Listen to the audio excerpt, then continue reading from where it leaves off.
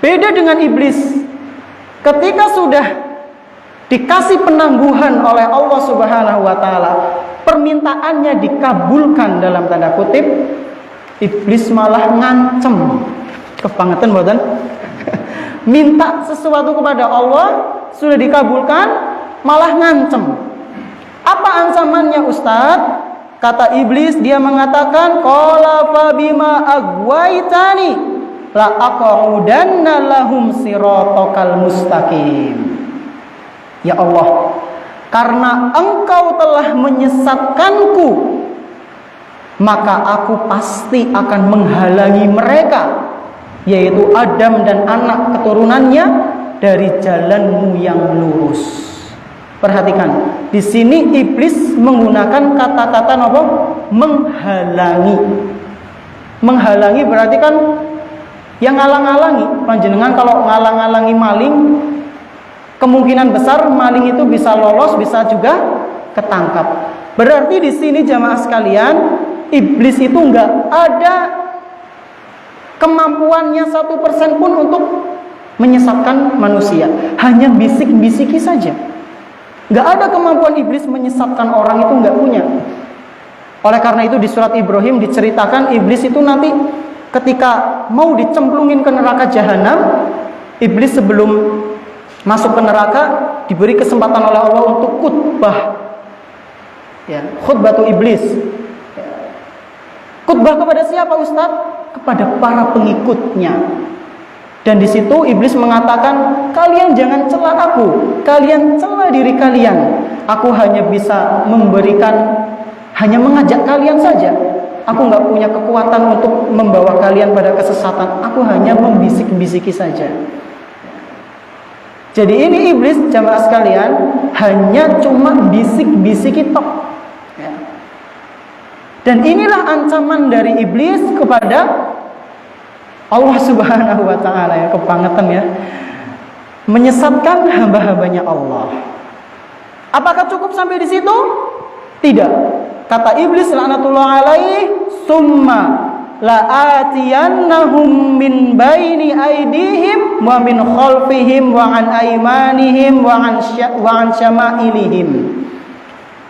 Iblis melanjutkan, aku akan menghalang-halangi hamba-hambamu ya Allah, dan niscaya pasti aku akan mendatangi mereka dari depan, dari belakang, dari kanan, dari kiri. Wala tajidu aksarahum syakirin. Dan pasti engkau wahai Allah akan menjumpai bahwasanya banyak di antara hambamu yang tidak bersyukur kepada engkau. Al-Quran surat Al-A'raf ayat 17. Nah, maksud dari menghalang-halangi depan, belakang, kanan, kiri itu maksudnya bagaimana, Ustaz? Kata Abdullah bin Abbas radhiyallahu anhu, beliau menafsirkan ayat ini.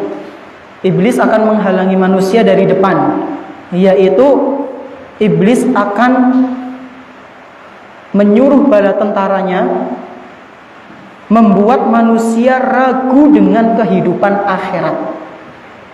Jadi kalau panjenengan nun sewu nggih, melihat ada orang-orang yang merasa ragu dengan akhiratnya.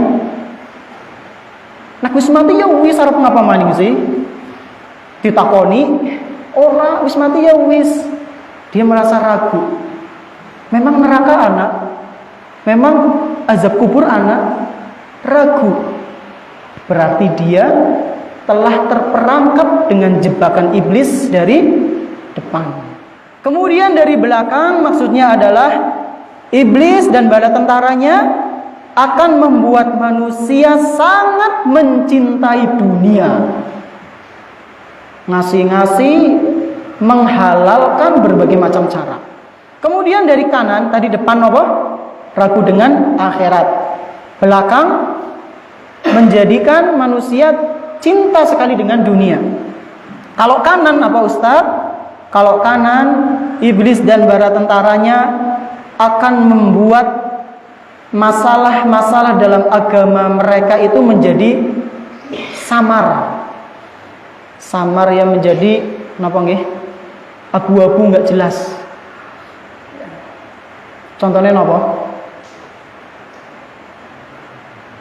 Contohnya ya, Pak Ustadz, aku bingung ya.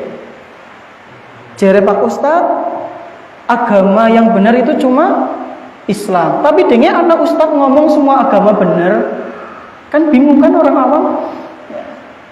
Jere Pak Ustadz, agama itu yang diridhoi oleh Allah adalah Islam. Tapi dengan nang TV anak tokoh agama jere mengatakan semua agama itu sama. Kristen bener, Katolik bener, Konghucu bener.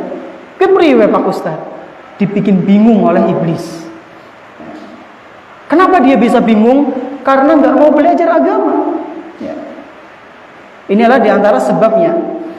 Beda dengan orang-orang yang mau belajar agama. Insya Allah dia punya bekal untuk melawan godaan iblis ini. Lalu yang dari kiri apa maksudnya Ustadz? Yaitu iblis dan bala tentaranya akan membuat manusia sangat berhasrat dengan kemaksiatan. Jadi syahwatnya itu dibikin cinta dengan maksiat. Naudzubillahi min dzalik. Naudzubillahi min dzalik. Bahkan sampai ada orang ya, kalau nggak maksiat itu rasanya ada yang kurang. Naudzubillah. Jadi kalau dia bilang nggak maksiat satu hari, kayak ada yang kurang dalam dirinya. Ini naudzubillahi min dzalik. Jadi ini adalah 4 perangkap dari iblis supaya bisa menyesatkan manusia, menghalang-halanginya dari kebaikan. Nah jamaah sekalian rahimani wa rahimakumullah, secara ringkasnya kata Ibnu Jarir rahimahullahu taala, setan akan membuat manusia itu terhalang dari kebaikan. Jadi kebaikan, kalau 4 tadi itu diringkas, maka kesimpulannya adalah setan, iblis dan bala tentaranya akan membuat kebaikan itu seakan-akan buruk dan keburukan itu seakan-akan indah. Itu kata Imam Ibnu Jarir rahimahullahu taala.